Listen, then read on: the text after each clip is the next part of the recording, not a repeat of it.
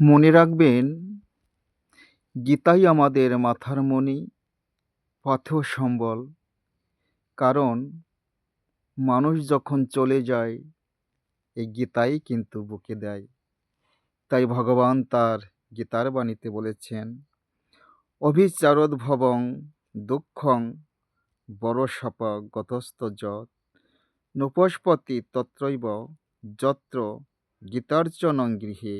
অর্থাৎ যে গৃহে গীতা অর্চনা হয়, সেই গৃহে অবিচার সম্ভূত বড় সাপ কিংবা দুঃখ কষ্ট বিপদ উপস্থিত হইতে পারে না।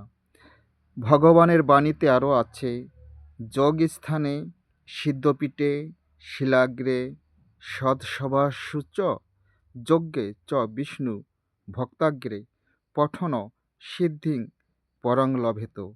অর্থাৎ যোগস্থানে সিদ্ধপীঠে শিলাগ্রে সৎসভায় যজ্ঞস্থানে কিংবা বিষ্ণু ভক্তের সম্মুখে কেউ যদি গীতা পাঠ করেন কিংবা ভক্তকে সেই গীতা পাঠ শ্রবণ করান, তাহলে সে পরমপদ লাভ করেন, বেঁচে থাকতে সিদ্ধি লাভ করেন।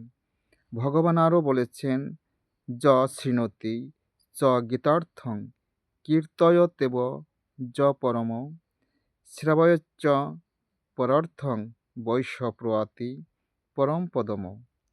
অর্থাৎ যিনি পরম ধন গীতার অর্থ শ্রবণ করেন অথবা কীর্তন করেন কিংবা যিনি অপর ব্যক্তিকে শ্রবণ করান, তিনি ভগবানের পরমপদ লাভ করেন, ভক্তের আশীষ পান। তাই গীতা নিজে পড়ুন এবং অন্যকে শ্রবণ করান, তাহলে জীবন বদলে যাবে। জয় রাধে।